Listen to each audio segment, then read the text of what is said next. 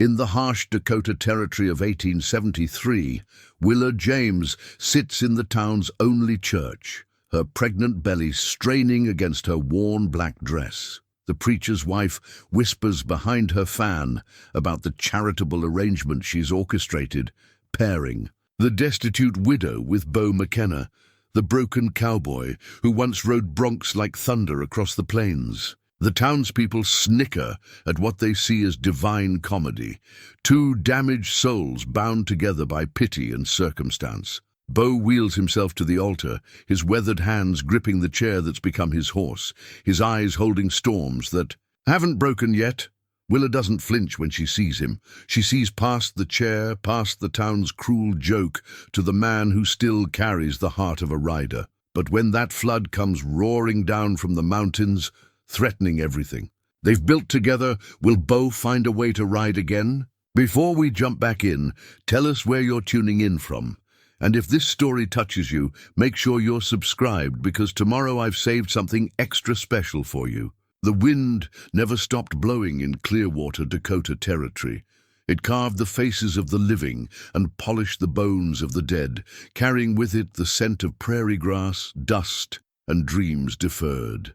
Willa James had learned to read that wind like scripture.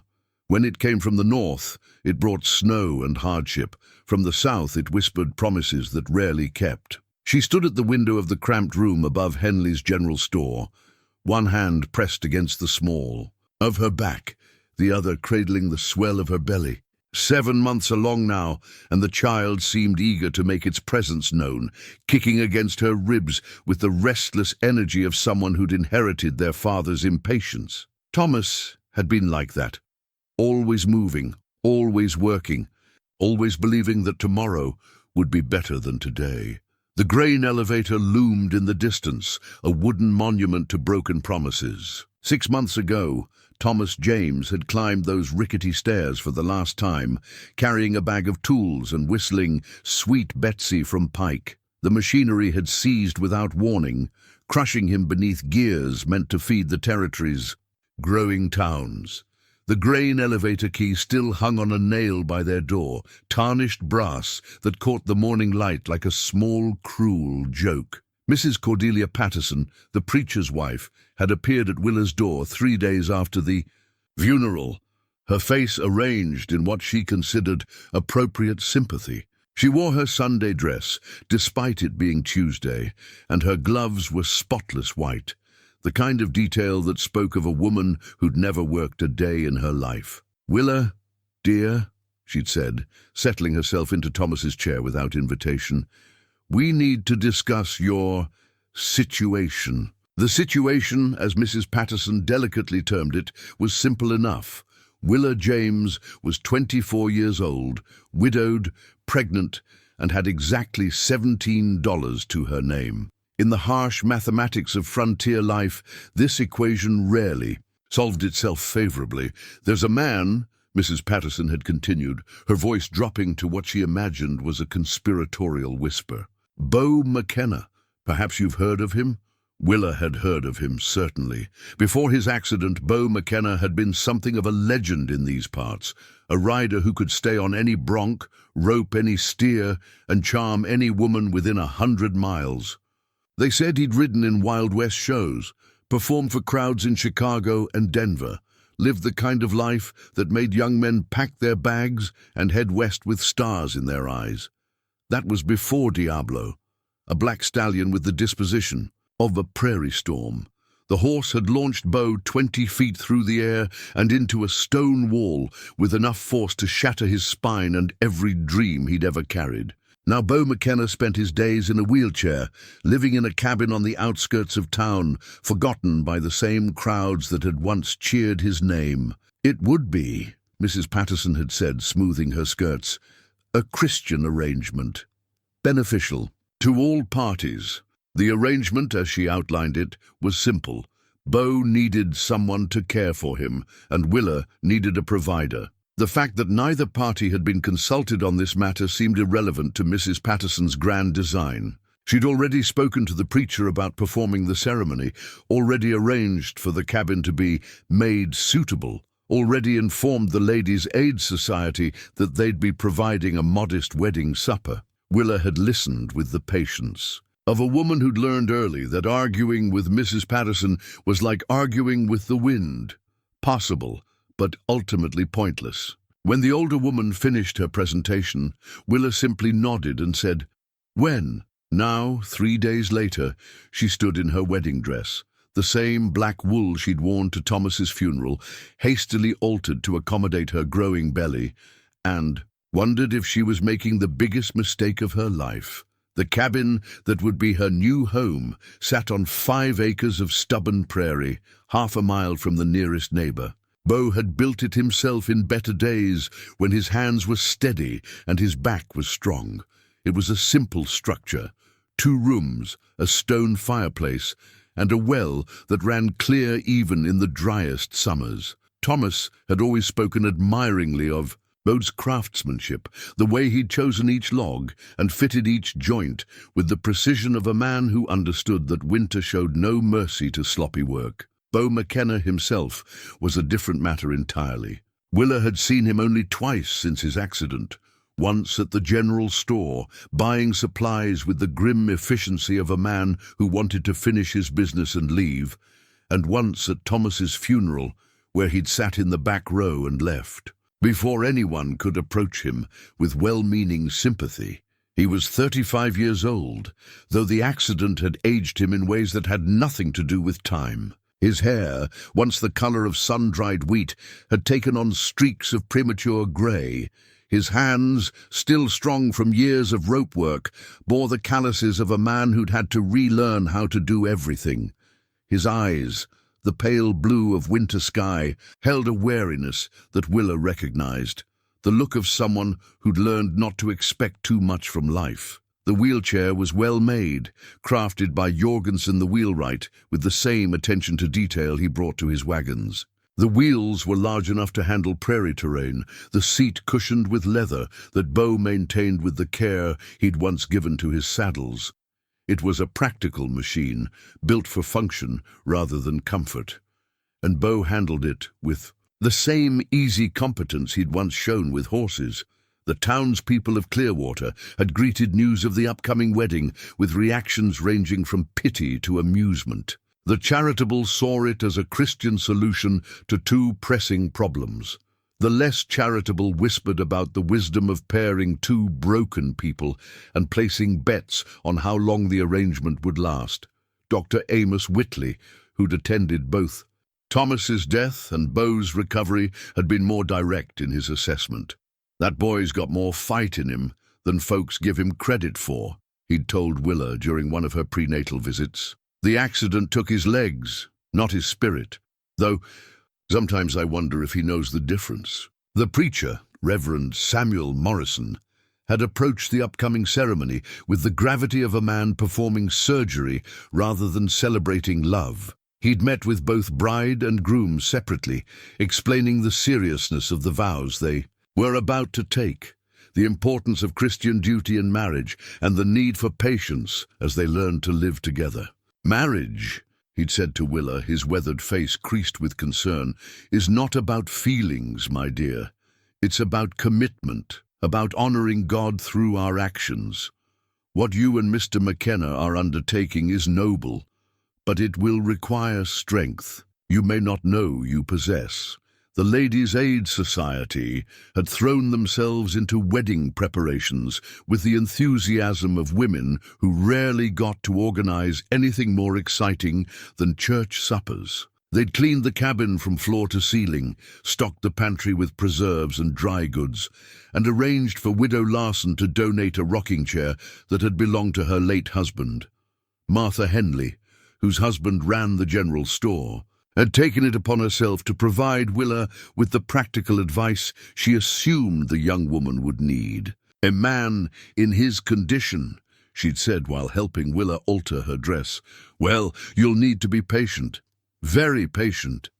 There are adjustments to be made." The adjustments, as Martha delicately termed them, encompassed everything from cooking, For someone with different needs, to understanding the peculiar isolation that came with being married to a man the town regarded as an object of pity. Martha had been married to Harold for 27 years and considered herself an expert on the mysteries of male behavior, though she'd never dealt with circumstances quite like these. As the sun climbed higher over Clearwater, casting long shadows across the prairie, Willa gathered her few possessions: Thomas's grain elevator key, her mother's Bible, 2 dresses, and a photograph of her parents taken on their own wedding day. Everything else would remain with the Henleys, who'd been kind enough to let her stay above the store during her pregnancy.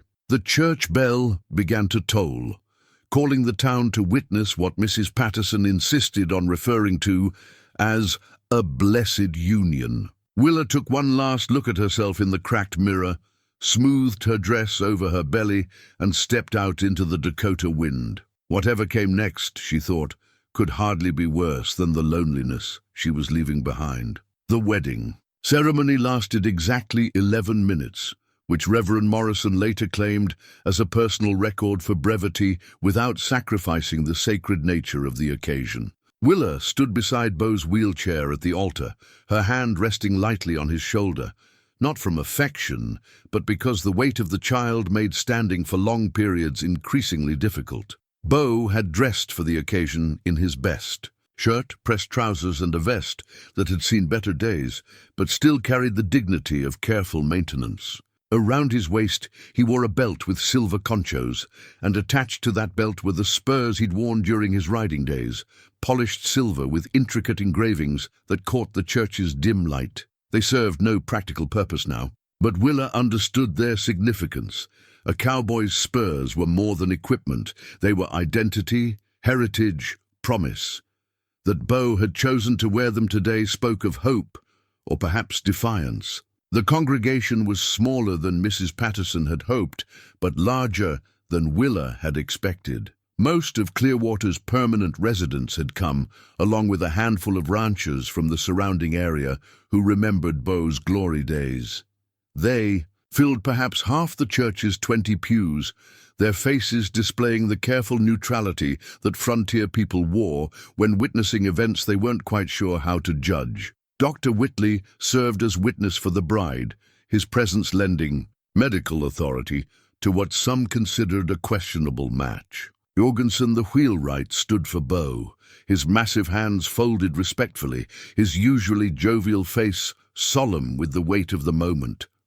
"Do you, Willa Marie James, take this man to be your lawfully wedded husband, to have and to hold, in sickness and in health, for richer or poorer, till death do you part?" "I do." The words came steadily, without hesitation, though Willa's hand tightened almost imperceptibly on Beau's shoulder. "Do you, Robert Daniel McKenna, take this woman to be your lawfully wedded wife, to love and to cherish, to protect and provide for, in all circumstances that God may ordain?" Beau's answer came after a pause that stretched just long enough to make Mrs. Patterson shift uncomfortably in her front row seat. "I do." The ring was a simple gold band that had belonged to Beau's mother, sized down by the town's blacksmith to fit Willa's slender finger. As Beau slipped it onto her hand, his fingers were steady, his touch surprisingly gentle for hands that had spent decades gripping rope and leather. "By the power vested in me by the territory of Dakota and Almighty God, I now pronounce you husband and wife." Reverend Morrison closed his Bible with a snap that echoed through the small church. "You may kiss the bride." This was the moment Willa had dreaded most, not from any revulsion, but from the sheer awkwardness of the situation. Beau looked up at her from his chair, his storm-grey eyes unreadable, and she leaned down to meet him halfway. Their lips touched briefly, formally, the kind of kiss exchanged between strangers who were trying to be polite about an uncomfortable situation. The congregation erupted in applause that was perhaps a bit too enthusiastic, as if everyone was relieved that the ceremony had proceeded without incident. Mrs. Patterson immediately took charge of directing people toward the church hall, where the Ladies' Aid Society had laid out their modest wedding feast. The reception was a study in careful conversation and meaningful glances. People congratulated the couple with the kind of hearty well-wishes usually reserved for those facing uncertain medical procedures. The food was excellent. Roast beef, mashed potatoes, green beans preserved from last summer's garden, and 3 different types of pie. Someone had even managed to procure a small wedding cake, though it leaned slightly to one side and the frosting roses had seen better days. Beau navigated the social requirements with the same grim efficiency he brought to everything else these days. He accepted congratulations, made appropriate responses to questions about their plans, and managed to look grateful for advice he clearly didn't want. Willa found herself watching him with new interest, noting the way he positioned his chair to accommodate conversation, how he managed to make his limited mobility seem deliberate rather than restrictive. The sun was beginning its descent toward the western horizon when they finally made their way to the cabin that would now be home. Beau had driven them in a modified buckboard, the reins adapted for his use, while Willa sat beside him trying not to wince every time the wheels hit a rut. The baby had been restless all day, perhaps sensing the tension and change, and by the time they reached the cabin, Willa was fighting waves of discomfort that had nothing to do with the rough ride. The cabin looked different somehow, transformed by the Ladies' Aid Society into something that resembled a proper home. Curtains hung at the windows, rugs covered the plank floors, and the smell of fresh bread wafted from the kitchen. Someone had even placed wildflowers in a mason jar on the table, a touch of femininity that made the masculine space feel more welcoming. "They mean well," Beau said, maneuvering his chair through the doorway with practiced ease. His voice held the tone of a man who'd learned to accept help gracefully, even when he'd rather handle things himself. "It's lovely," Willa replied, though she was thinking more about the practical aspects of the arrangement. The main room contained a fireplace, table, chairs, and a bed that had obviously been pushed against the far wall to make room for Beau's chair. The second room, smaller and currently serving as storage, would presumably become the nursery. The evening stretched ahead of them with the peculiar awkwardness of strangers who'd just committed to spending their lives together. They ate the cold supper the ladies had left, making careful conversation about practical matters, the condition of the well, the state of the garden, plans for winter preparations. It was the kind of talk that filled silence without requiring intimacy, the verbal equivalent of walking on tiptoe. Willa excused herself to change out of her wedding dress, grateful for a few moments alone to process the enormity of what she'd just done. The bedroom was small but comfortable, with a dresser that had been cleared to accommodate her few belongings. Someone had placed a nightgown on the bed, new white cotton with tiny buttons, obviously a wedding gift from the Ladies' Aid Society. When she emerged, she found Beau sitting by the fireplace, staring into flames that cast dancing shadows across his weathered face. He'd removed his vest and rolled up his sleeves, and for the first time that day, he looked less like a man performing a duty and more like someone trying to figure out how to live with the choices he'd made. "The bed's yours," he said without looking at her. "I'll take the settee for now, until we figure things out." Willa felt something unclench in her chest, relief, perhaps, or gratitude for his consideration. "Thank you. There's no need to thank me for common decency." She settled into the rocking chair that Widow Larson had donated, her hands automatically moving to cradle her belly. The baby was active tonight, responding to the day's stress with restless movement that made sleep seem unlikely. "When's the child due?" Beau asked, still watching the fire. 6 weeks, maybe 7. Dr. Whitley says it's hard to tell exactly. "And you're managing all right? With the pregnancy, I mean." It was the first personal question he'd asked. Her and Willa considered how to answer honestly without sounding like she was complaining. "Some days are harder than others. The baby's strong, though. Takes after its father that way." Beau nodded, a gesture that seemed to encompass sympathy, understanding, and perhaps a hint of his own grief for dreams that would never be realized. They sat in comfortable silence for a while, the fire crackling between them, two people beginning to learn each other's rhythms. That's when the pain struck.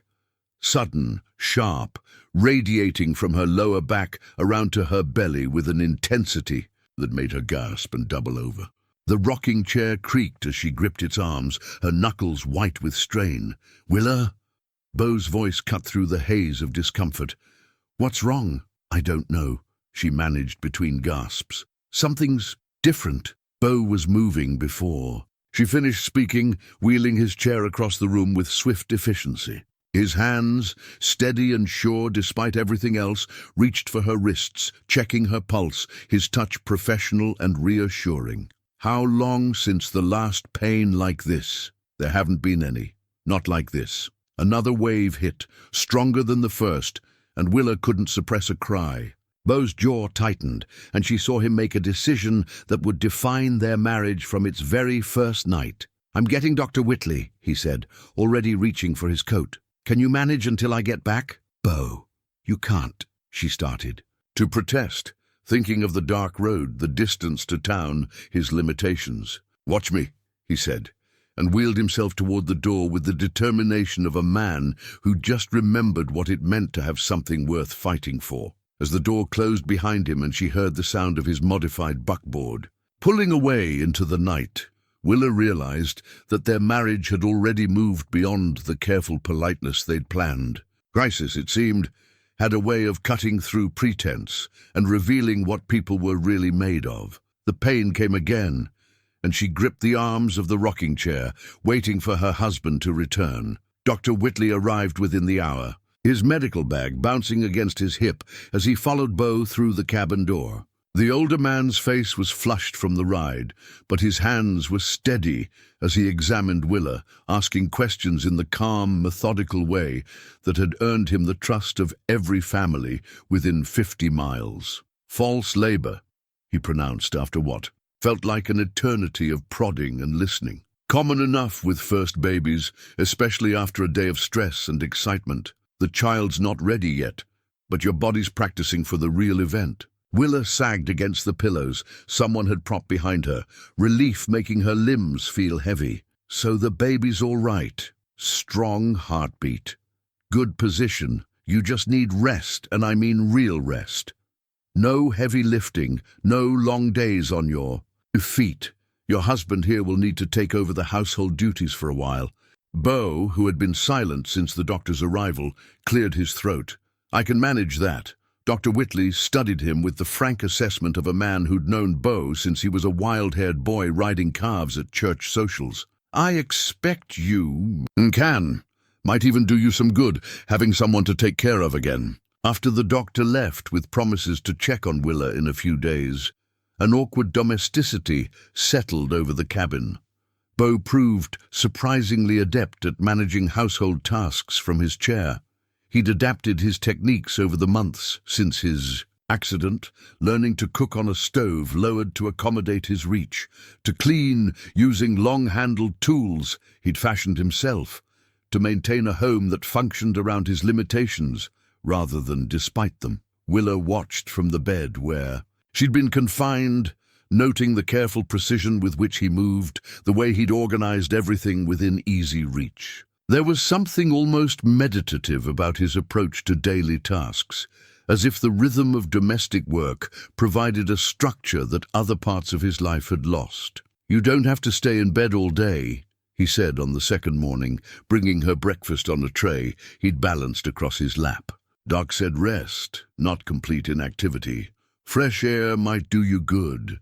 The tray held scrambled eggs, bacon fried to perfection, and biscuits that rivaled anything the Ladies' Aid Society had ever produced. Willa looked up at him in surprise. "You made these biscuits?" "My mother's recipe. She insisted all her boys learn to cook, said depending on a woman for your meals was a sure way to starve if something happened to her." It was the first personal information he'd shared about his family, and Willa filed it away like a small treasure. "How many brothers did you have?" "3, all older. All scattered to the winds now. One went to California during the gold rush. One's farming in Oregon. and the youngest died of fever when he was 22. Beau's voice carried the matter-of-fact tone of someone who'd learned to speak of loss without drowning in it. I'm sorry. Long time ago. Death's part of life out here. You learn to carry it without letting it crush you. Over the following days, a routine developed between them. Beau would wake before dawn, tend to the animals he kept, 2 milk cows, a handful of chickens, and a horse he could no longer ride but couldn't bring himself to sell. He'd return to prepare breakfast, his movements efficient and practiced, then spend the morning on farm tasks, adapted to his capabilities. Willa discovered that confinement gave her a unique perspective on her new husband. She watched him work. In the garden, pulling weeds from his chair with tools he'd modified to extend his reach. She saw him repair a broken fence rail using a pulley system he'd rigged to lift heavy materials. Most surprising of all, she observed him carving something from a piece of maple, his hands moving with the same fluid grace they'd once shown with rope and reins. "What are you making?"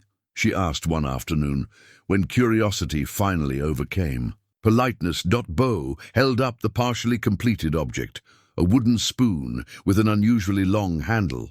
"Kitchen tools," he said simply. "Some things are easier to reach if the handles are longer." The spoon was beautiful work, the wood sanded smooth as silk, the handle carved with a subtle pattern that spoke of hours of patient labor. It was practical, art beauty born from necessity, and Willa found herself moved by the care he'd put into something so simple. "You're quite skilled with your hands." "Had to learn. Can't reach everything from down here, so you either adapt or do without." As the days passed, Willa began to see the extent of Beau's adaptations. The cabin had been subtly modified to accommodate his needs. Counters lowered, shelves repositioned, pathways widened to allow his chair to move freely. He'd created a workshop in the barn where he could pursue woodworking and minor repairs. The workbench designed at the perfect height for someone seated. More impressive still was his innovation in farming techniques. He'd developed a system of raised beds that allowed him to tend vegetables without leaving his chair. His irrigation method used gravity and carefully positioned channels to water crops with minimal physical effort. He'd even modified a plow to be operated from a seated position, though he hadn't had occasion to use it yet. "You've built quite a life here," Willa observed one evening as they sat on the porch, watching the sun paint the prairie in shades of gold and amber. "Wasn't much choice. Could either figure out how to live with what I had left, or waste away feeling sorry for myself. Some people would have chosen the latter." Beau was quiet for a long moment, his hands resting on the wheels of his chair. "Some days I still do," he admitted, "but those days come less often now." The honesty in his voice surprised her.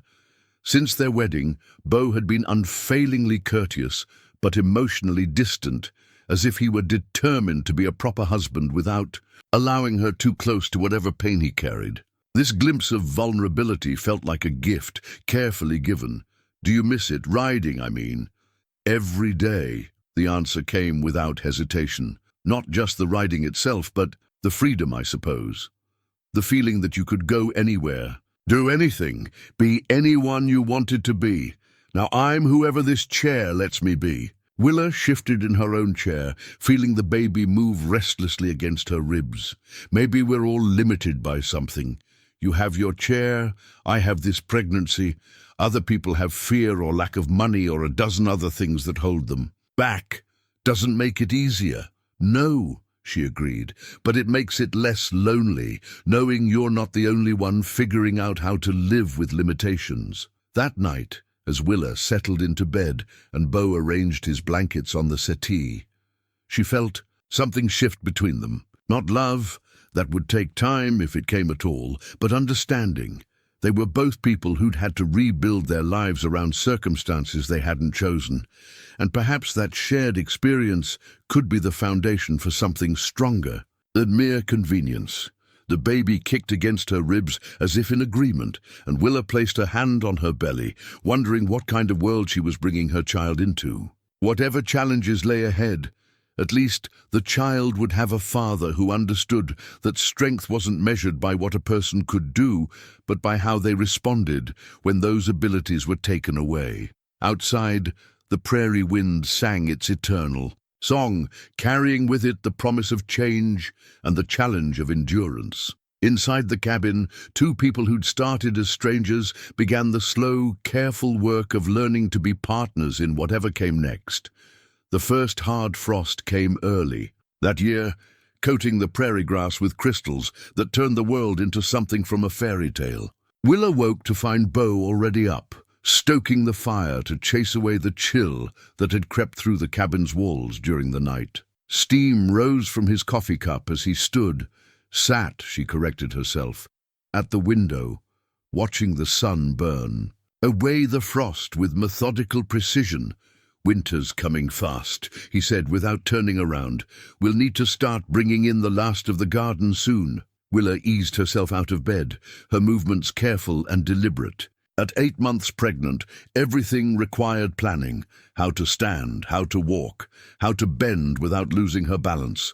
The baby had grown considerably since their wedding 6 weeks ago, and Dr. Whitley assured her this was a good sign, though it made even simple tasks increasingly challenging. "I can help with the harvesting," she offered, though they both knew her contribution would be limited. "You can supervise from a chair," Bo replied, finally turning to look at her. His expression had grown warmer over the weeks, less guarded, though he still maintained the careful courtesy of a man who wasn't entirely sure where he stood. Direct operations from a position of authority. There was humor in his voice now, something that had emerged gradually as they'd learned each other's routines. Willa had discovered that Bo possessed a dry wit that he deployed sparingly, like a spice used to season otherwise serious conversation. The harvesting took 3 days, with Bo moving methodically through the garden while Willa sorted vegetables from her perch on the porch. The work gave them a rhythm that felt almost natural. He would bring baskets of potatoes, turnips, and carrots to her, and she would clean and sort them for storage. The baby blanket she was knitting for their soon-to-arrive child lay across her lap, growing longer with each completed row. The blanket had become a project that consumed her evenings, the repetitive motion of the needles providing a meditative counterpoint to the day's activities. She'd chosen yarn in soft blues and greens, colors that would suit either a boy or girl, and worked a simple pattern that her mother had taught her years ago. The wool had come from their own sheep, 3 ewes that Bo had acquired before his accident and managed to keep despite his changed circumstances. "You're getting quite good at that," Bo observed one evening, watching her fingers work the intricate cable pattern she'd decided to attempt along the border. "My mother was an excellent knitter. She tried to teach me when I was young, but I was too impatient then. Funny how circumstances change your priorities. Looks like you inherited her skill, even if it took time to develop." The compliment pleased her more than it should have. Over the weeks, she'd come to value Bo's opinion, perhaps because he didn't offer praise lightly. When he said something was well done, he meant it. Their domestic partnership had evolved into something surprisingly comfortable. Bo had taken over most of the cooking, partly from necessity, but also, Willa suspected, because he enjoyed it. His meals were simple but well prepared, seasoned with herbs he grew in the kitchen garden, and served with the kind of attention to detail that spoke of genuine care rather than mere obligation. In return, Willa had assumed responsibility for mending laundry and the lighter household tasks she could manage from a chair. She'd also taken over the cabin's financial records, discovering that Bo had a tendency to be overly generous with credit to neighbors who were struggling and correspondingly poor at collecting what was owed to him. "Jorgensen hasn't paid for the harness repair you did 3 months ago," she mentioned one evening, reviewing the ledger book Bo had reluctantly allowed her to examine. "He's had a hard year, lost 2 horses to colic, and his oldest boy broke his leg and couldn't help with the harvest.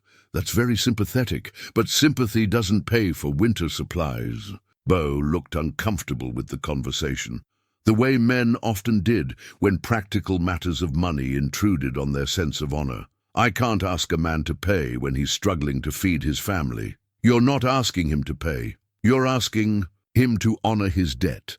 There's a difference.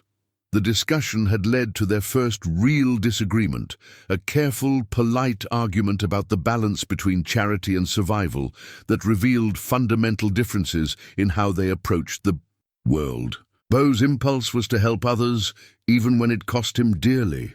Willa's experience had taught her that good intentions meant little when you couldn't afford food for your own table. They'd reached a compromise of sorts.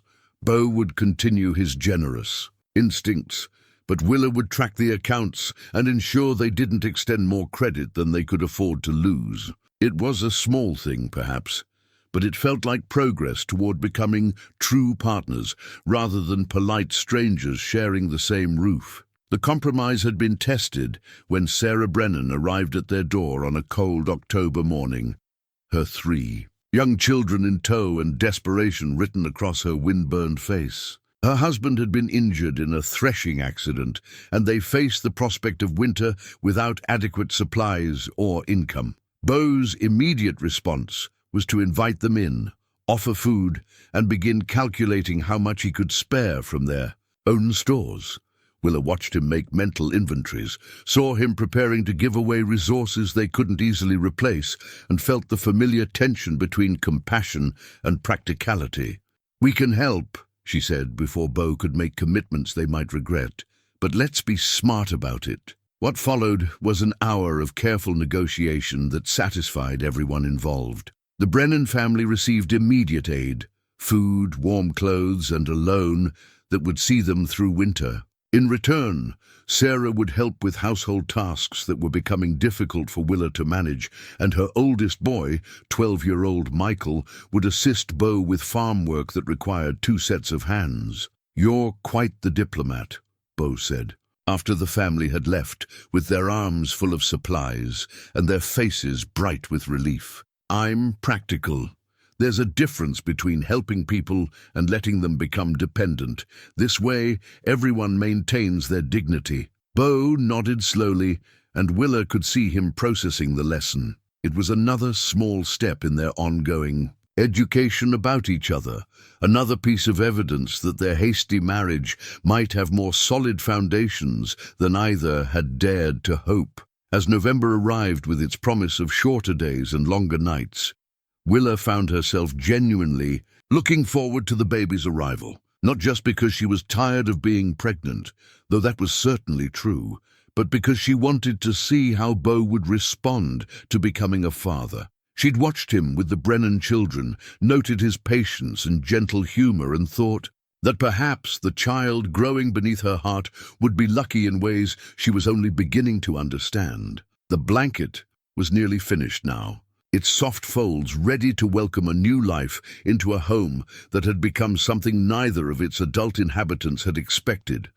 A place where 2 people who'd started as strangers were slowly, carefully, learning to become family. The baby arrived on a bitter December morning when the wind howled like a living thing around the cabin's eaves. Willa's labor began before dawn, waking her with pains that felt different from the false alarms she'd experienced weeks earlier. These contractions came with a purpose that her body recognized even before her mind fully understood what was happening.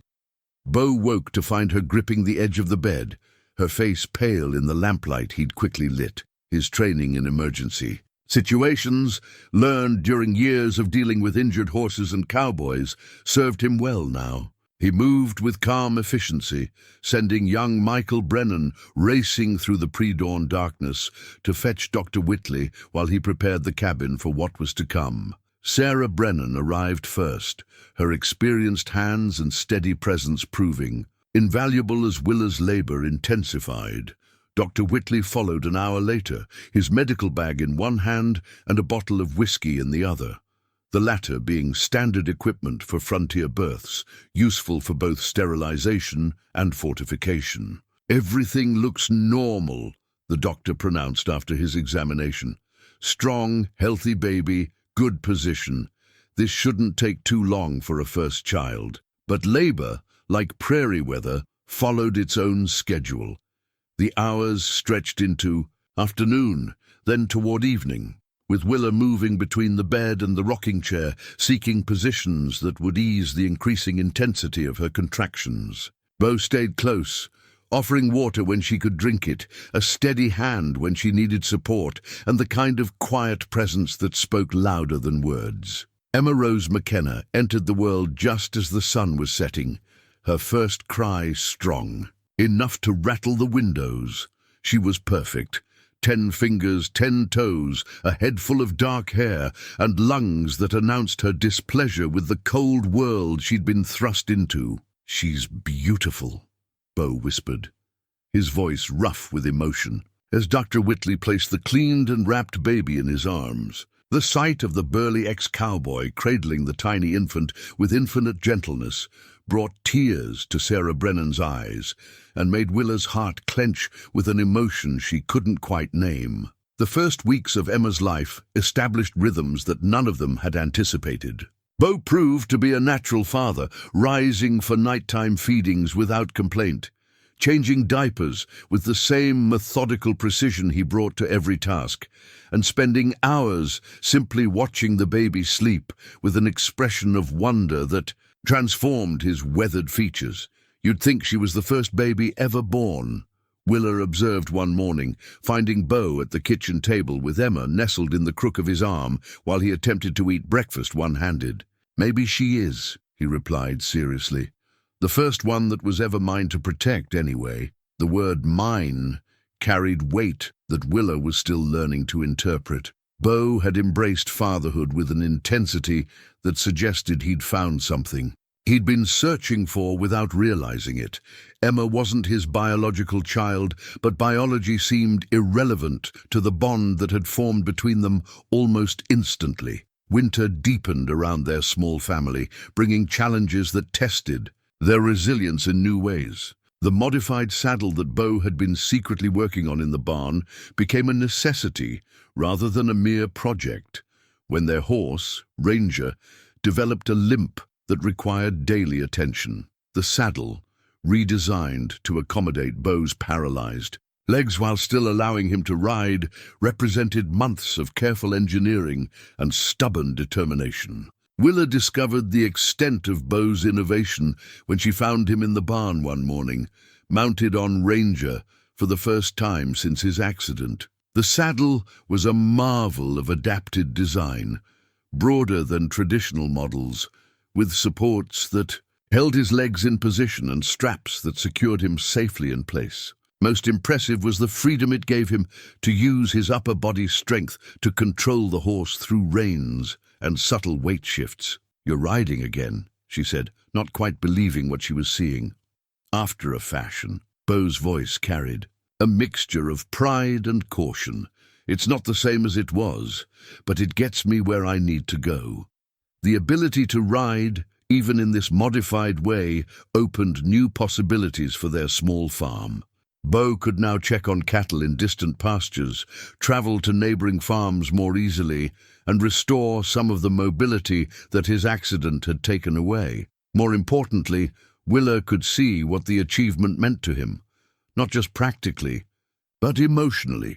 He sat straighter in the saddle, carried himself with more confidence, spoke with less of the careful reserve that had characterized their early marriage. But mobility brought its own complications. A visit to the bank in town to discuss extending their mortgage revealed problems that Bo had been reluctant to share. The farm was mortgaged to its full value.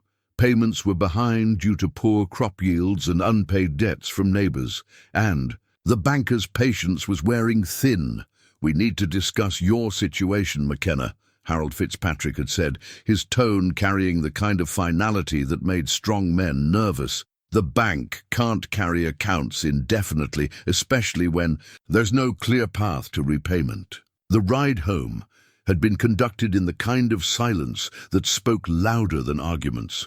Bo's jaw was set in lines that Willa recognized as his way of processing difficult information, while she held Emma close and tried to calculate solutions to problems that seemed to multiply faster than they could be solved. "How bad is it?" she asked once they were home and Emma was settled for her nap. Bo rubbed his face with hands that suddenly looked older than his 35 years. Bad enough. We've got until spring to catch up on payments or they'll foreclose. 3 months to find money we don't have for debts we can't avoid. What about the people who owe you money? Jorgensen, the Brennans, the others. Most of them are in the same situation we are. Asking them to pay debts they can't afford won't solve our problems. Just create new ones for them. Willa looked around. The cabin that had become home, thinking of all the modifications Bo had made, all the work they'd put into creating a life together. The thought of losing it felt like a physical blow, but she'd learned during her first marriage that panic was less useful than planning. Then we find another way, she said simply. We're not the first people to face financial troubles, and we won't be the last. There has to be something we can do. Bo looked at her with an expression that mixed gratitude with surprise, as if he'd expected her to blame him for their circumstances, rather than accept them as a shared challenge. What do you suggest? Willa settled into the rocking chair, her mind already working through possibilities. The cabin was warm, Emma was healthy, and they had each other. Surely that was foundation enough to build whatever solution they needed. Start by making a list of everything we have, everything we can do, and everyone who might help. Then we figure out how to turn resources into income. As Bo pulled out paper and pencil to begin their inventory, Willa allowed herself a moment of quiet pride. 6 months ago, she'd been a desperate widow with no options. Now she was a wife and mother, facing challenges with a partner who'd proven himself worthy of trust. Whatever came next, they would face it together. Outside, the Dakota wind sang its ancient song of endurance and change. Inside, 2 people who'd married as strangers prepared to fight for the future they were still learning to share. The solution came from an unexpected source: Widow Larson's arthritis. The elderly woman appeared at their door on a February morning, when the snow lay 3 feet deep and the cold made breathing feel like swallowing knives. She moved carefully up the path Bo had cleared, her gnarled hands clutching a bundle wrapped in oiled cloth. "I need help," she announced without preamble, settling herself in the chair Bo hastily vacated. "These old hands can't manage fine work anymore, and I've got orders to fill." The bundle contained leather work, half-finished gloves, bridles awaiting repair, and a commissioned saddle that represented months of income for someone willing to complete the intricate tooling. Widow Larson had built a reputation over 30 years for producing some of the finest leather goods in the territory. But her hands could no longer manage the detailed work that set her products apart. "I can pay 20% of the final sale. In price for completion work," she offered, her sharp eyes fixed on Bo's face, assuming the quality meets my standards. Bo examined the pieces with the eye of someone who understood both leatherwork and the desperation behind the offer. His own hands, strengthened by months of wheelchair use and farm work, were steady and precise. More importantly, he possessed the patience that fine leatherwork required. 30%, Willa interjected before Bo could accept the original. "Terms. And we provide our own tools and workspace." The negotiation that followed established the foundation for what would become their salvation. Bo would complete Widow Larson's existing orders and take on new commissions under her established reputation. Willa would handle the business aspects, pricing, customer relations, and the careful bookkeeping that ensured profit rather than mere survival. The work proved to be exactly what Bo needed. His hands, idle for too long, remembered the skills. His father had taught him before. The allure of rodeo life had pulled him away from the family trade. The leather responded to his touch like a familiar friend, and the rhythmic motion of tooling patterns provided a meditation that helped quiet the restless energy that still plagued him during long winter evenings. "You're quite good at this," Willa observed one evening, watching him work on a particularly intricate floral pattern for a lady's riding gloves. Emma slept in her cradleboard nearby, the baby's presence providing a peaceful backdrop to the cabin's industrious atmosphere. My father was a master leather worker. He tried to teach me the trade, but I was too eager to see what was over the next hill. Beau's hands never paused in their steady rhythm. Funny how you sometimes have to lose everything to appreciate what was right in front of you all along. The leather work began bringing in steady income, just as their financial situation reached its most critical point. The gloves Beau had crafted with such care sold for prices that surprised even Widow Larson, and word of his skills spread through the network of ranchers and townspeople who valued quality craftsmanship over mass-produced goods. By March, they had caught up on their mortgage payments and established enough of a cushion to breathe freely for the first time since their marriage. More importantly, the work had given Beau a sense of purpose that went beyond mere survival. He was creating things of beauty and utility, building a reputation based on skill rather than pity, and contributing to their household in ways that had nothing to do with his physical limitations. The success of the leather business attracted attention from unexpected quarters. A traveling merchant offered to carry Beau's work to markets in larger towns, promising exposure to customers who could afford premium prices for exceptional quality. A saddlery in Denver inquired about exclusive arrangements for custom work. Most surprising of all, a Wild West show promoter approached them about creating exhibition pieces for performers who valued both function and showmanship. We could expand, Willa suggested one evening as they reviewed their growing list of orders.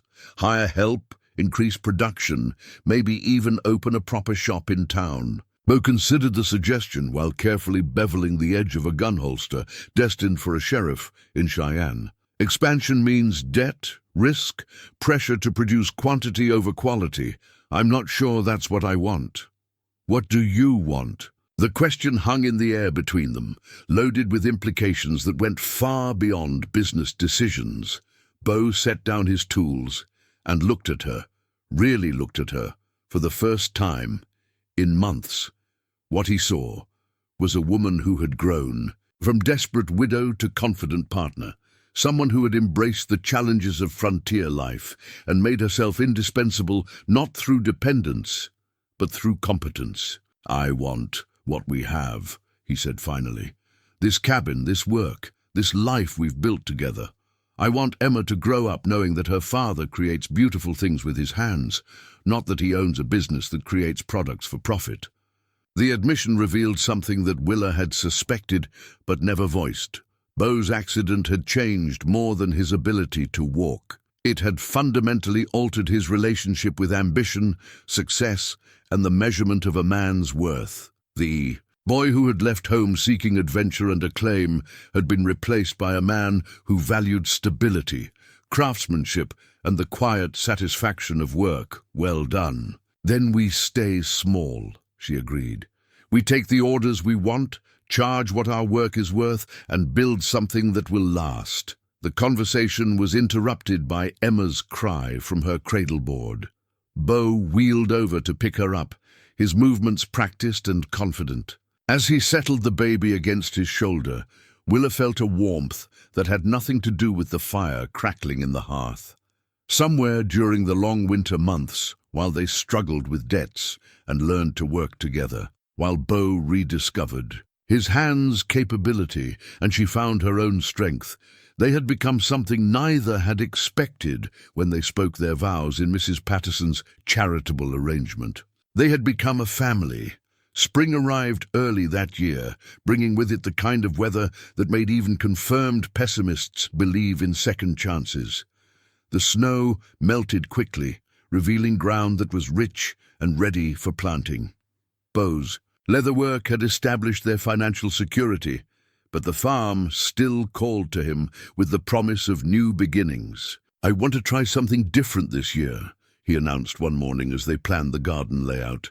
Vegetables are fine, but I'm thinking about crops that might bring better prices.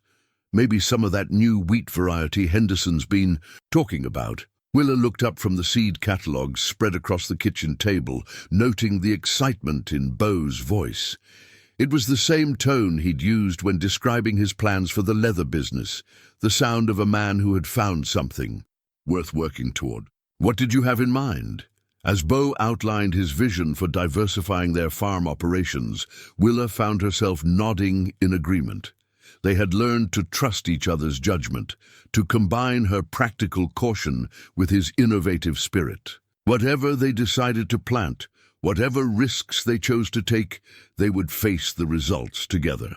Outside, the Dakota prairie stretched endlessly under a sky that promised warmth and growth. Inside the cabin, two people who had started as strangers planned for a future that belonged to both of them. The photograph arrived on a Tuesday in late April, carried by a dusty stranger who claimed to be passing through but whose eyes held the careful alertness of a man with specific business to conduct. He found Bo working in the barn, leather tools spread across his modified workbench, and handed over an envelope with the kind of formal politeness that immediately put both husband and wife on guard. "From Dr. Marcus Henley in Denver," the man said simply. "He asked me to make sure it reached you personally." After the stranger left, Bo stared at the envelope for a long moment before opening it. Inside, along with a brief letter, was a photograph that made his hands shake as he held it.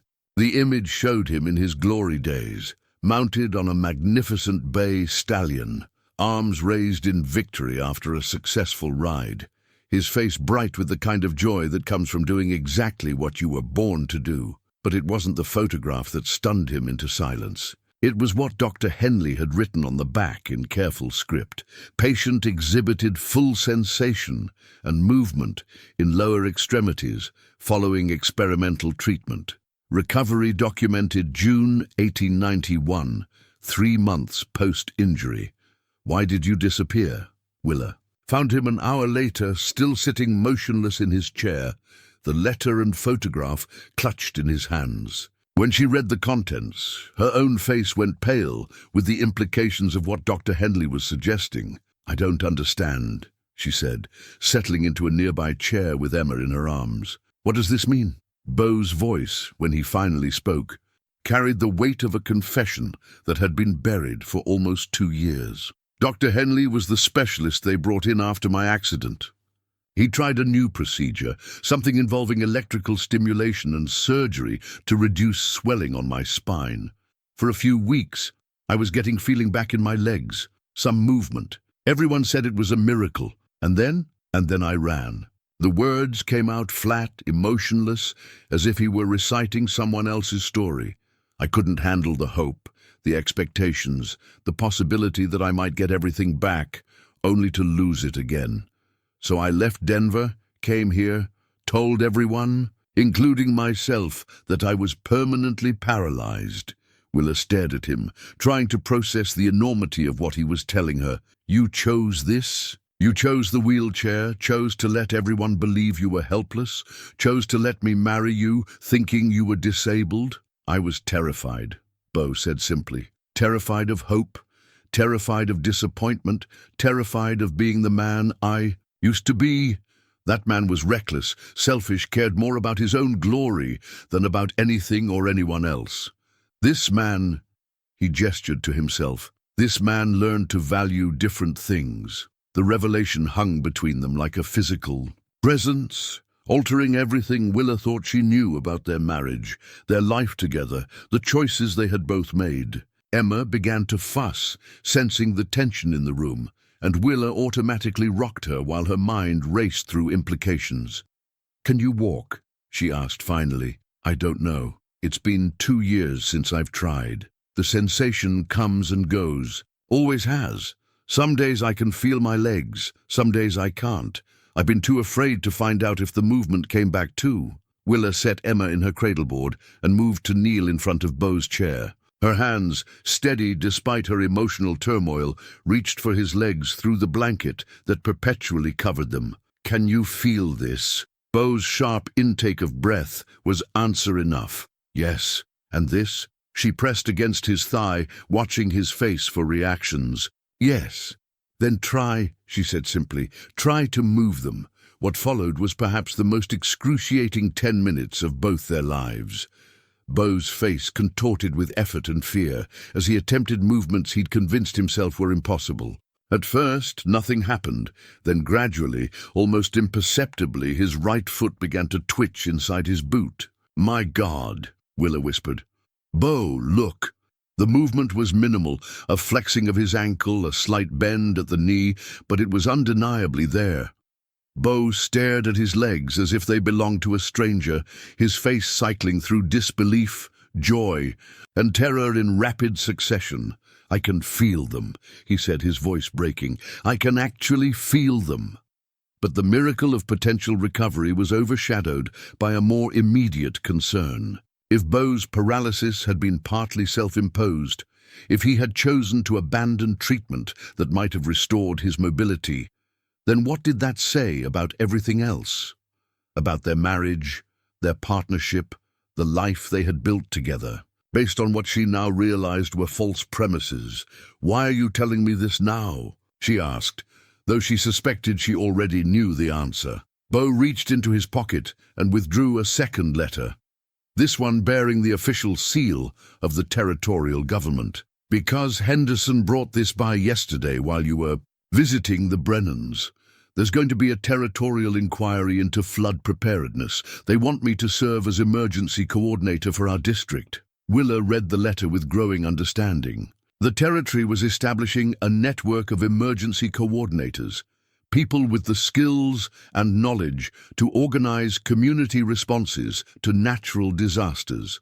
Beau's reputation for innovation and leadership, built during their months of marriage, had reached official attention, but accepting such a position would require mobility, authority, and the kind of physical presence that his wheelchair had seemed to preclude. "They don't know about your condition. They know I'm disabled, but they also know what I've accomplished despite it. The problem is, the job would require travel, inspections of remote areas, coordination with people who might not respect a man in a chair." The implications crystallized with devastating clarity. Beau could potentially walk again, could reclaim the mobility that had defined his identity before the accident, could step into a role that would give him influence and respect throughout the territory. But doing so would mean admitting that he had deceived everyone, including her, about the true nature of his limitations. "What do you want to do?" Willa asked, though her heart was already breaking with the certainty of his answer. Beau looked around the cabin they had made into a home, at the baby who had never known him as anything other than the man in the wheelchair, at the wife who had married him, believing she was saving a broken cowboy rather than building a life with someone who had chosen brokenness over the risk of hope. "I want to try to walk again," he said quietly, "but I'm terrified of what that might cost us." Emma began to cry, her infant distress cutting through the charged atmosphere of the cabin. As Willa moved to comfort their daughter, she realized that their marriage had just reached a crossroads that would determine not only who Beau would become, but what kind of future they could build together. The photograph lay on the table between them, evidence of a man Beau used to be, might still be, or might choose to become again. Outside, the spring winds carried promises of change that neither of them was sure they were ready to embrace. The rains began 3 days after Beau's revelation, arriving with the kind of gentle persistence that the prairie welcomed after a long winter. For the first week, they were a blessing, soaking into the newly planted fields, filling the water barrels, and washing the dust from the air with a cleanliness that made everyone step outside just to breathe deeply. By the second week, the blessing had become a concern. The gentle showers had given way to steady downpours that turned the rich prairie soil into a muddy morass and made even simple tasks like feeding the animals an ordeal of slipping and sliding through muck that seemed determined to claim anything that ventured onto its surface. During the third week, concern became alarm. The creek that meandered peacefully past their property had swollen to twice its normal size, its banks beginning to overflow into the lower pastures where their few cattle huddled on whatever high ground they could find. The road to town had become impassable except on horseback, and even that required careful navigation around washouts and newly formed channels that appeared overnight. Throughout it all, Bo continued his secret attempts to regain the use of his legs. Each morning, before Will awoke, he would transfer himself to the bed and spend an hour working through exercises he barely remembered from his time with Dr. Henley in Denver. The progress was maddeningly slow. Some days he could stand for a few minutes with the aid of a walker he'd fashioned from barnwood. Other days his legs refused to support him at all. Willa watched his struggles with a mixture of hope and heartbreak. She wanted him to succeed, wanted to see him reclaim the mobility that the accident had stolen.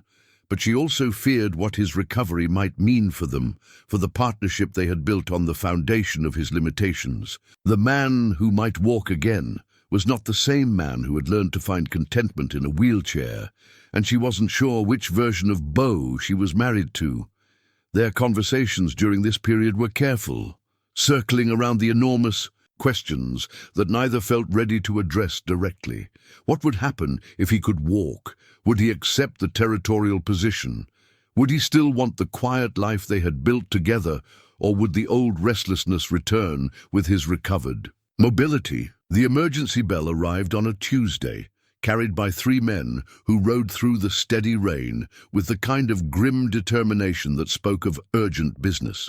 It was a massive bronze bell, cast in Chicago and shipped west at territorial expense, designed to sound warnings that could be heard for miles across the open prairie. Emergency coordinator equipment, the lead rider explained as they wrestled the bell from their pack wagon. Territorial orders. You're to mount it in a location where it can be heard throughout the district. Bo accepted the assignment with the quiet competence that had become his trademark, though Willa noticed the tension in his shoulders as he examined the mounting instructions. The bell tower would need to be 30 feet high to achieve maximum sound coverage, and operating it during an emergency would require someone capable of climbing that height repeatedly. "I can manage it," he said when Willa voiced her concerns. "The pulley system I designed for the barn lifting can be adapted. I don't need to climb the tower if I can operate the bell from ground level." But even as he spoke, they both knew the limitation such an arrangement would impose. During a real emergency, when seconds might mean the difference between life and death, the territorial coordinator would need to be mobile, decisive, and physically capable of doing whatever the crisis demanded. The bell tower construction became a community effort that revealed how much their standing in Clearwater had changed over the past year. Neighbors who had once regarded Bo with pity now arrived with tools and labor, deferring to his engineering expertise and following his directions without question. The man in the wheelchair had become someone they trusted with their safety, and that trust carried a weight of responsibility that Bo felt with increasing intensity. "People are depending on you," Reverend Morrison observed one evening as he helped position the bell's mounting hardware. "The territory wouldn't have appointed you if they didn't believe you could handle whatever comes." "What if I can't?" Bo asked, voicing the fear that had haunted him since accepting the position. "What if when the crisis comes, I'm not enough?" The Reverend paused in his work, studying Bo with the careful attention he usually reserved for his most troubled parishioners. "Son, I've watched you build a life out of circumstances that would have broken lesser men. I've seen you adapt, innovate, and overcome challenges that would have sent most people running. If you're not enough, then God help us all, because you're the best we've got." The conversation was interrupted by young Michael Brennan, who came splashing through the mud with news that turned everyone's attention from philosophy to immediate practicality. The creek was rising faster than anyone had seen before, threatening to overflow its banks within hours rather than days. "My pa says it's the worst flooding he's seen in 20 years, Michael reported, his young face serious with the importance of his message. "He sent me to tell you that the Peterson place is already underwater and the Jorgensens are moving their animals to higher ground." Bo felt the familiar surge of adrenaline that had once preceded his most challenging rides. the heightened awareness that came when everything depended on split-second decisions and flawless execution. But now, instead of preparing to mount a bucking bronco, he was calculating evacuation routes, estimating how much time they had before the crisis became catastrophic, and accepting that people's lives might depend on choices he made in the next few hours. "Ring the bell," he ordered, his voice carrying an authority that surprised everyone present, including himself. 3 long peals, then 3 short ones, then 3 long again. "That's the signal for General Assembly," as the bronze bell's voice rolled across the prairie, calling the scattered families of their district to gather at the McKenna farm. Bo felt the weight of leadership settle on his shoulders like a familiar coat. This was what he had been appointed to do, what the territory expected of him, what his neighbors needed from him. But it was also the moment when his physical limitations would be tested against the demands of real crisis management. The bell tower stood 30 feet above them, accessible only by ladder. The evacuation routes he needed to survey stretched across miles of rough terrain. The coordination required might demand mobility that his wheelchair couldn't provide. Willa appeared at his side, Emma wrapped in blankets against the rain, her face reflecting the same mixture of pride and fear that he felt. "What do you need?" From me, the question carried implications far beyond the immediate crisis. She was asking what role she would play in whatever came next, whether she would be partner or dependent, helper or hindrance in the challenges ahead. "Everything," he answered honestly. "I'm going to need everything you can give." As families began arriving in response to the bell's summons, their faces grim with the knowledge that the rising water represented a threat unlike anything they had faced before, Bo realized that the next few hours would determine more than just their communities' survival. They would reveal whether the man he had become was strong enough to handle the responsibilities he had accepted, whether his marriage could survive the pressure of crisis and change, and whether the life they had built together was solid enough to weather whatever flood was coming. The rain continued to fall, and the creek continued to rise, and somewhere in the distance, thunder rolled across the prairie like a warning that the real test was just beginning. The families gathered in the McKenna barn as the rain drummed against the roof with increasing intensity. Bo positioned himself at the center of the group, his wheelchair creating a natural focal point as neighbors who had once whispered about the charitable arrangement now looked to him for guidance that might save their lives. "The water's rising, faster than any of us expected," he began, his voice carrying clearly over the sound of the storm. "We need to move people and livestock to high ground before the creek overflows completely." Old Jorgensen raised a weathered hand. "How much time do we have?" Bo had been calculating the answer since Michael Brennan's arrival, factoring in the rate of rainfall, the creek's capacity, and the elevation of the most vulnerable properties. 6 hours, maybe 8 if the rain slows, but we can't count on that. The evacuation plan that emerged from their discussion was complex but necessary. The highest ground in their district was a ridge 2 miles north of the creek, accessible by a wagon road that was still passable despite the mud. Families with young children would go first, followed by the elderly and those with the most livestock to move. "What about supplies?" Sarah Brennan asked, her practical mind already working through the logistics of sheltering dozens of people. "For an unknown period. Take what you can carry, prioritize necessities," Bo replied. "Food, blankets, medicine, tools, everything else can be replaced." As the group began to disperse to their preparations, Dr. Whitley approached Bo with the kind of grave expression that preceded difficult conversations. "I need to ask something that might not have an easy answer," he said quietly. "If someone gets trapped, if we need to reach people the wagons can't get to, how do we handle rescue operations?" The question struck at the heart of Bo's deepest fears about accepting the coordinator position. In a true emergency, lives might depend on someone's ability to move quickly across dangerous terrain, to wade through floodwaters, to reach places that were inaccessible to a man in a wheelchair. "We improvise," Bo said finally. We use ropes, boats if necessary, teams of people working together. We find a way. But even as he spoke, he could see the doubt in the doctor's eyes, the unspoken worry that good intentions might not be enough when seconds counted, and physical capability was the difference between rescue and tragedy. The first test came sooner than anyone expected. As the evacuation began in earnest, a messenger arrived with news that changed everything. The Hendersons, elderly couple who lived closest to the creek, had refused to leave their home and were now cut off by rising water that had already claimed their barn and was lapping at their front porch. We need to get them out, Dr. Whitley said urgently. Martha Henderson has a weak heart, and there's no telling how much longer their house will hold. Bo felt the familiar surge of decision-making, clarity that had once preceded his most dangerous rides. The Henderson place was accessible only by a narrow path that was probably underwater by now, surrounded by terrain that would challenge even an experienced horseman under the best conditions. I'll go, he said, the words coming automatically. Despite the obvious impossibility of the situation, Bo, Willa said quietly, her voice carrying a weight of meaning that encompassed everything they hadn't yet discussed. You can't. The truth of her statement hung in the air like a physical presence.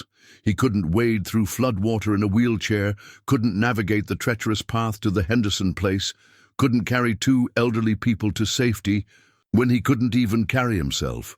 Unless... Bo looked toward the barn where he'd hidden the makeshift boat he'd been constructing during the long winter evenings, a shallow draft vessel designed for navigating the seasonal streams that crossed their property during spring runoff. He'd built it as much for the challenge as for any practical purpose, but now it represented the only viable solution to an impossible problem. Michael, he called to the Brennan boy, bring me those ropes from the barn and the boat. You'll find it covered with canvas near the back wall. The boat was crude but functional, designed to be stable rather than fast, maneuverable rather than elegant.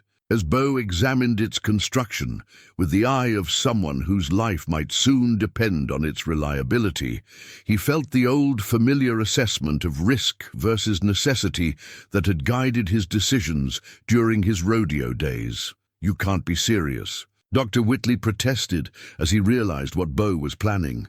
Even if the boat works, even if you can reach them, how do you expect to get 3 people back safely? The same way I've done everything else since my accident, Bo replied, already calculating angles and currents, by adapting. What followed was perhaps the most audacious engineering solution that Clearwater had ever witnessed, using a system of pulleys and ropes anchored to trees along the route. Bo created a guideline that would allow him to navigate the boat safely despite the current. The boat itself was modified with a seat that would accommodate his wheelchair, allowing him to transfer in and out without assistance. This is madness, Willa said, as she watched him make final preparations. But her voice carried pride alongside fear, recognition that the man she had married was revealing depths of courage and innovation that even she hadn't fully appreciated. Maybe, Bo agreed, settling himself into the boat with movements that were becoming smoother as his legs gradually remembered their function. But it's madness with a purpose. The journey to the Henderson place was a nightmare of swirling water, debris, and currents that seemed determined to drag the small boat away from its intended course. Bo's upper body strength, developed through months of wheelchair use, served him well as he fought to maintain control while following the rope guideline he'd established. The Henderson house, when he finally reached it, was an island of desperate hope surrounded by muddy water that continued to rise with each passing minute. Martha and Henry Henderson stood on their front porch, clutching each other and staring at the approaching boat as if it were an apparition from their prayers. "About time someone showed up," Henry called, with the kind of gallows humor that frontier people used to cope with impossible situations. "We were starting to think we'd have to sprout gills." Getting the elderly couple into the boat required careful coordination and more trust than any of them were comfortable with, but somehow they managed it.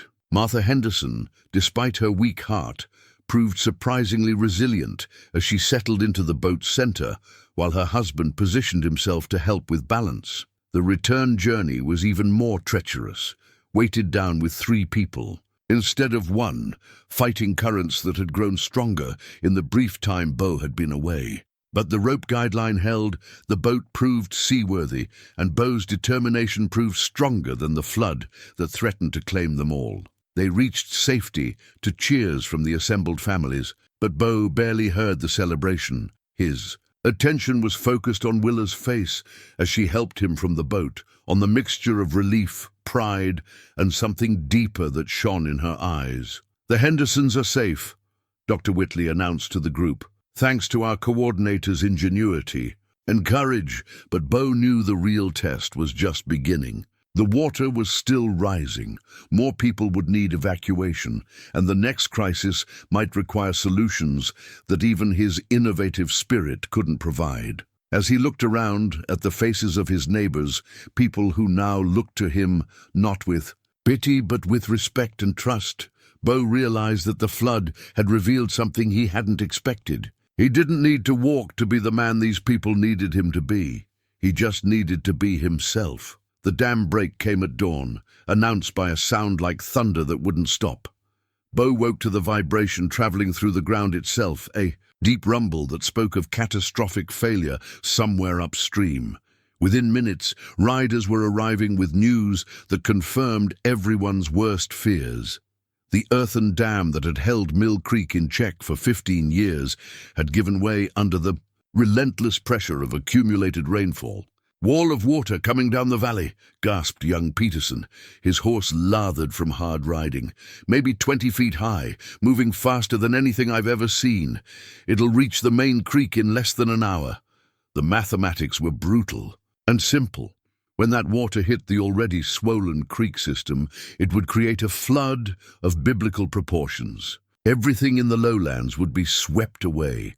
Homes, livestock, and anyone unlucky enough to be caught in its path. Bo's mind raced through the geography of their district, calculating who was in immediate danger and how much time they had to reach them.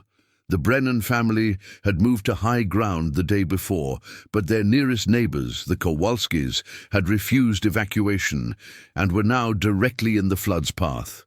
Worse still, the emergency rope and pulley system he'd created for navigating the flooded areas would be useless against the kind of violent current that was coming. "How many people are still down there?" he asked, already knowing the answer would be too many. "At least a dozen families," Dr. Whitley replied grimly. "The Kowalskis, the Martinez family, old Tom Brennan and his sons who went back for their cattle. Maybe more." The solution that came to Bo was audacious even by his standards, requiring split-second timing and a level of coordination that would challenge even experienced rescue teams. But it was also the only chance they had of reaching the trapped families. "Before the floodwater arrived, we're going to use the bell tower," he announced, his voice cutting through the panicked conversations around him. "Not to ring the bell, but as an anchor point for a zip-line system that can get people across the flood zone." What followed was the most frantic construction project in Clearwater's history. Using every rope in the district and a system of pulleys borrowed from the grain elevator, they created a series of suspended lines that stretched from the bell tower to strategic high points across the valley. The improvised zip lines could carry people and supplies across areas that would soon be underwater, bypassing the ground-level transportation that the flood would make impossible. But operating the system required someone to climb the 30-foot tower to coordinate the rescue operations from a position that offered clear sight lines across the entire rescue zone. It required exactly the kind of mobility that Bo's wheelchair had seemed to preclude. Standing at the base of the ladder that led to the tower's platform, Bo felt the weight of every choice he'd made since his accident.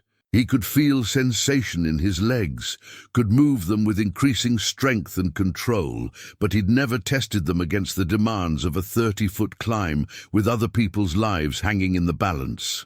"I can do it," Willa said quietly. studying the ladder with the practical assessment of someone who'd climbed plenty of barn lofts and windmill towers during her frontier life. "No." Beau's response was immediate and unequivocal. "You have Emma to think about, and this is what they appointed me to do." "Beau," she said, her voice gentle but firm, "you don't have to prove anything to anyone. Not to them, not to me, not to yourself." He looked at her then, really looked at her, and saw something in her face that took his breath away. It wasn't pity or doubt or fear for his limitations. It was absolute confidence in his ability to find a solution, combined with absolute acceptance of whatever form that solution might take. "I know," he said simply, "but I need to try." The climb was a nightmare of determination over doubt, strength over fear, stubborn will over physical limitation. Beau's legs, weakened by 2 years of disuse but strengthened by months of secret exercise, trembled with effort as he pulled himself up rung by rung. Twice he had to stop and rest, fighting waves of dizziness that threatened to send him plummeting to the ground. But each time he looked down and saw the faces watching him, Willa's proud and terrified, the neighbors hopeful and desperate, he found the strength to continue. From the platform 30 feet above the ground, Beau could see the approaching wall of water, like a brown scar across the valley landscape. He could also see the trapped families, tiny figures clustered on whatever high ground they could find, waiting for rescue that might or might not come in time. "Send the first line," he shouted down to the crews below, his voice carrying clearly. In the morning air, what followed was the most complex rescue operation in the territory's history, coordinated by a man who had learned to turn limitations into innovations, obstacles into opportunities. One by one, families were pulled across the flood zone on improvised zip lines, their rescues timed to the minute as the wall of water bore down on everything in its path. The Kowalski children came first, small bodies trusting completely in the system Beau had designed. Then their parents, Mrs. Kowalski clutching a bag of photographs that represented the only possession she'd been able to save. The Martinez family followed, their faces grim with the knowledge that their home and livelihood were about to disappear beneath the flood. As the last rescue was completed and the wall of water finally reached their location, Beau remained on the platform, coordinating the evacuation of rescue equipment and ensuring that no one was left behind. The flood, when it arrived, was everything the early warnings had promised, a churning mass of water, debris, and destruction that swept away everything in its path. From his perch above the chaos, Beau watched years of hard work disappear in minutes. Homes that families had built with their own hands, barns that had sheltered animals through countless winters, fields that had provided sustenance for entire communities. All of it vanished beneath the relentless water, but everyone was safe. Every family accounted for, every life preserved through a combination of innovative engineering, community cooperation, and the kind of leadership that had nothing to do with the ability to walk and everything to do with the willingness to take responsibility for other people's welfare. As Beau finally descended the ladder, his legs shaking with exhaustion, but supporting him step by careful step, he found Willa waiting at the bottom, with Emma in her arms, and tears of pride streaming down her face. "You did it," she whispered as he reached solid ground. "You saved them all." But Beau, looking around at the community that had come together in crisis, knew that the real salvation had been mutual. They had saved each other, and in doing so, had discovered strengths they'd never known they possessed. 6 months after the Great Flood, Willa stood in the doorway of their rebuilt cabin, watching Beau work in the garden with movements that had become fluid and confident. His legs, strengthened through months of gradual rehabilitation, carried him steadily between the rows of vegetables that had replaced the ones swept away by the spring deluge. The wheelchair sat unused in the barn, a reminder of the man he had been rather than a limitation on the man he had become. The new cabin was larger than the old one, built with lumber donated by grateful families and designed to accommodate the territorial coordinator's expanded responsibilities. A separate office housed the communication equipment that kept Bo connected to emergency networks throughout the region, while a workshop attached to the barn allowed him to continue the leatherwork that had become both artistic expression and practical income. The hand-painted sign that marked their property, McKenna Family Farm, Esther 1892, reflected the transformation that had occurred not just in their land, but in their lives. What had begun as Mrs. Patterson's charitable arrangement had evolved into something neither of them had dared to hope for, a genuine partnership built on mutual respect, shared values, and the kind of love that grows stronger under pressure. Rather than breaking apart, Emma, now walking and chattering in the mixture of languages that characterized frontier children, played in the garden dirt while her parents worked. At 18 months, she showed signs of inheriting both her mother's practical intelligence and her father's innovative spirit, already demonstrating an ability to solve problems that would have puzzled children twice her age. "She's going to be a handful," Bo observed, watching Emma construct an elaborate irrigation system for her mud pies, using sticks and stones arranged with surprising precision. "She's going to be extraordinary," Willa corrected, settling her hand on the swell of her belly where their second child was growing. This pregnancy, planned and celebrated rather than feared and hidden, represented the kind of future neither had imagined possible during those awkward early days of their marriage. The territorial position had evolved into something that utilized Bo's strengths while accommodating his history, rather than requiring constant travel and physical demands that might strain his recovering mobility. The role had become one of strategic planning and innovation. His flood response system had been adopted as a model for other districts, and his engineering solutions were being studied by territorial officials looking to improve emergency preparedness throughout the region. More importantly, the respect he had earned during the crisis had translated into a different kind of authority, one based on proven competence rather than physical capability. When Bo McKenna spoke at territorial meetings, people listened not because of what he could do with his body, but because of what he had accomplished with his mind and spirit. The leather business had expanded beyond anyone's expectations, with orders coming from as far away as San Francisco and Chicago. But they had maintained their commitment to quality over quantity, taking only the work that interested them and charging prices that reflected the artistry Bo brought to each piece. The barn workshop had become a gathering place where neighbors brought complex problems requiring innovative solutions, confident that Bo's approach to challenges would yield unexpected answers. Dr. Henley wrote again, Willa mentioned, sorting through the mail that had arrived with the morning supply wagon. "He's still hoping you'll consider coming to Denver for a complete examination." Bo paused in his weeding, considering the letter that had arrived monthly since his recovery became known beyond their district. Dr. Henley's interest was partly medical, a desire to understand how partial paralysis could be overcome through determination and gradual rehabilitation, but also partly personal. The doctor felt responsible for Bo's original disappearance and wanted reassurance that his patient had found peace with the choices he'd made. "Maybe someday," Bo replied, though they both knew he had little interest in becoming a medical curiosity. "Right now, I'm more interested in the life we're building than the life I left behind."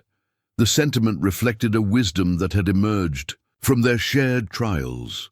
Bo had learned that strength wasn't measured by what a person could do in their prime, but by how they responded when those abilities were challenged.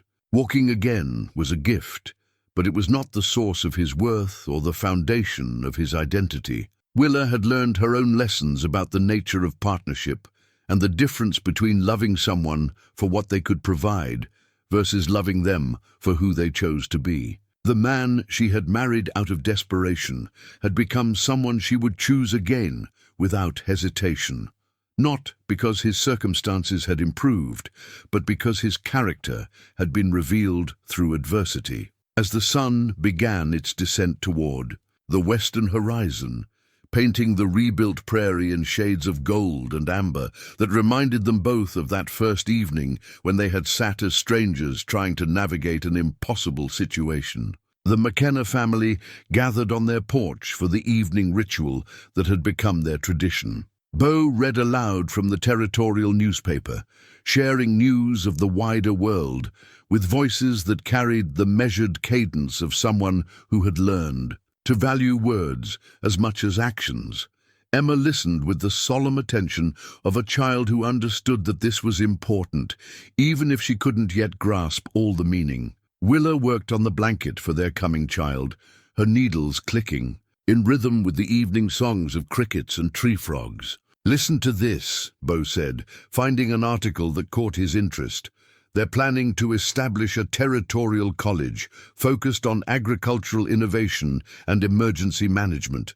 They want to interview people who've developed successful community response systems. Willa looked up from her knitting, noting the excitement in his voice. "Are you interested? Maybe. It would mean sharing what we've learned, helping other communities prepare for their own challenges. And it wouldn't require leaving home. Just occasional trips to share knowledge and learn from other people's innovations." The conversation reflected the balance they had achieved between ambition and contentment, between the desire to make a difference and the commitment to preserve what they had built together. Bo's recovery had opened new possibilities, but it had also deepened his appreciation for the life they had created when possibilities seemed limited. As the stars emerged in the vast prairie sky, their light joining the warm glow from the cabin windows, the McKenna family prepared for another night in the home they had built together. Emma fell asleep in Bo's arms, her small body trusting completely in his strength and protection. Willa settled into the rocking chair that had witnessed the evolution of their marriage, from awkward arrangement to genuine partnership. "Do you ever think about what Mrs. Patterson intended when she arranged our marriage?" Willa asked, her voice soft in the evening quiet. Bo considered the question, thinking of the woman whose charitable impulses had set their story in motion. "I think she meant well, in her way. She saw two broken people and thought they might help each other survive.